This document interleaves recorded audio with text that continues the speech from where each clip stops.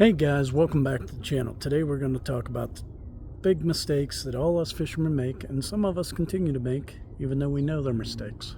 Okay, so let's start off with number one. Number one would be buying the newest and greatest lures before we had time to master the lures that we already got.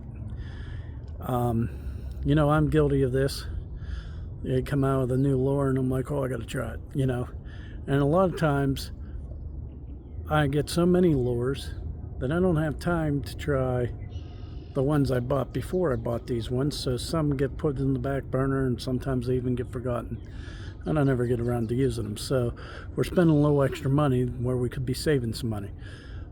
Master the lures you have and then buy a new lure. One way to do this is to tie a new lure on that you haven't used or you bought with your confidence lures, and when you go out on a fishing trip, make sure you use that new lure and try to master it while you're out. Once you master it, you move on and such on, such on. Okay, guys. Number two mistake that all fishermen make, or well, some fishermen make, usually beginning fishermen, would be to believe that you have to have the most expensive equipment to catch big fish consistently. This is absolutely not true. And over 30 years, most of those years, I didn't have the money to buy even close to the rods and reels that I got today. We're talking Walmart, Shakespeare, $20, $30 rod, maybe $30 or $40 reel, and was able to catch big fish consistently.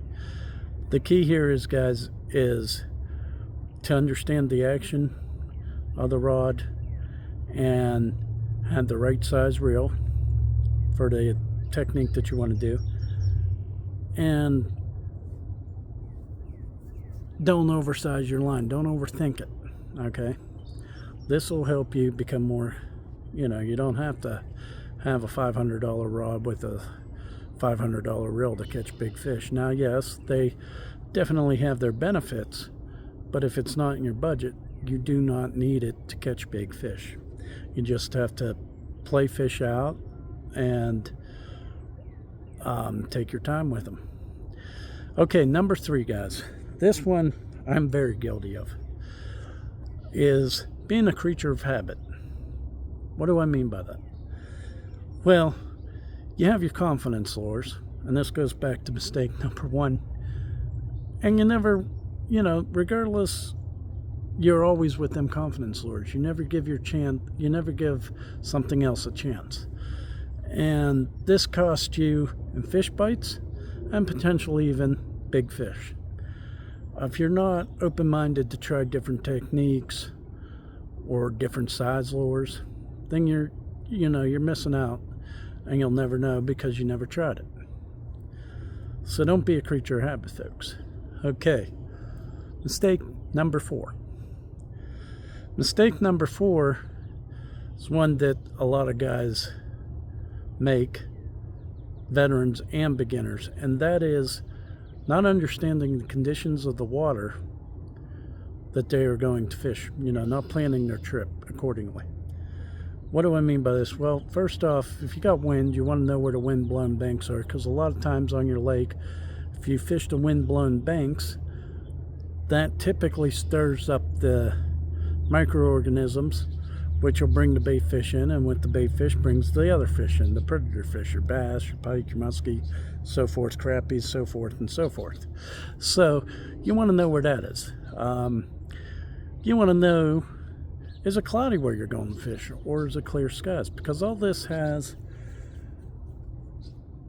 is beneficial to you on what lures you want to take when you go to your fishing spot. What the water clarity is. That's a big one, guys. If you've had rain, or maybe you're fishing a river or something, there was rain up river, it caused the water to be muddy. This will change the techniques and the color of lures that you're using. Or is it just clear water? And that'll also change what you want to do. So knowing the conditions of your water, big time mistake. If you don't do it, it can cost you a decent day, and you may even go home being skunked. Okay, guys, mistake number 5. I guess it goes back to saying creature of habit. You got these guys out there that, including myself, I catch myself doing it sometimes. We know where we catch fish, and instead of following the fish, we just assume they're going to be there day after day. And sometimes, for a little while, this will be the case. They will be there. But eventually, they're going to move. Whether this be because of weather conditions, the time of the year, or just the bait moves. They're going to move with the food or the changing of the seasons. So you want to be moving with them to stay with them and catch the fish. If you're always fishing the spot that you fished and you had a banner day for 2 weeks and then all of a sudden it dries up, well, that's because the fish moved, so you want to continue to move with the fish. Okay, guys, mistake number 6. This one I made when, years ago, and find myself struggling sometimes up here in Pennsylvania to do, but this is being afraid to use bigger baits. Okay, guys, I used to use, 2, 3 inch, 4, 5, 6 was the biggest I would go. 6-inch worm, whatever, 6-inch paddle tail. Wouldn't go no bigger. Thought, no way, not going to ever catch any fish. And that cost me chances at big fish, because here's the fact of the matter, guys. If you're always throwing small baits, it doesn't have the drawing powers of big bait does, It's not going to have the vibration. It's just not going to have that drawing power. And I've learned this by throwing a 10-inch worm, a 12-inch worm. I've caught many big ones doing it.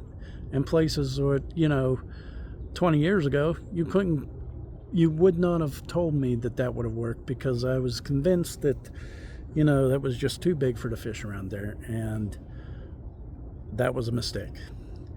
The bigger baits have a bigger drawing power, but on the other hand, sometimes the smaller baits and a more finesse presentation is needed. But don't rule out the bigger baits. Okay, guys. Those are just some of the mistakes that us fishermen make. We could sit here all day and talk about them, but those are some of the most common ones that I wanted to bring to you.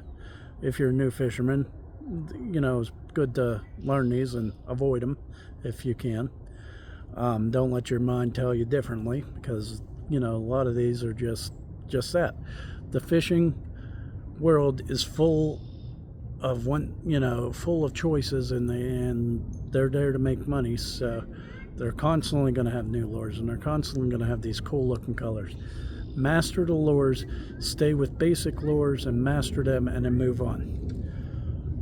Stay within your budget and understand that confidence is key to catching big fish. If you don't have confidence in your ability to do it, you're not going to catch fish. You're not going to give yourself the chance to catch fish. And consistently move with the fish. Know the conditions of the water and consistently move with those fish. That's key to staying on fish and catching big fish. Well, guys, if you liked the video, please hit that thumbs up button. If you haven't subscribed yet, please consider doing so. This helps me bring more content to you, and it just lets me know that I'm doing a good job. If you have any comments, or you just want to add something to the video, or you have a question, please leave it down in the comments below. I love hearing from you guys. Till next time, we'll see you on the next one. Thanks, guys. Bye.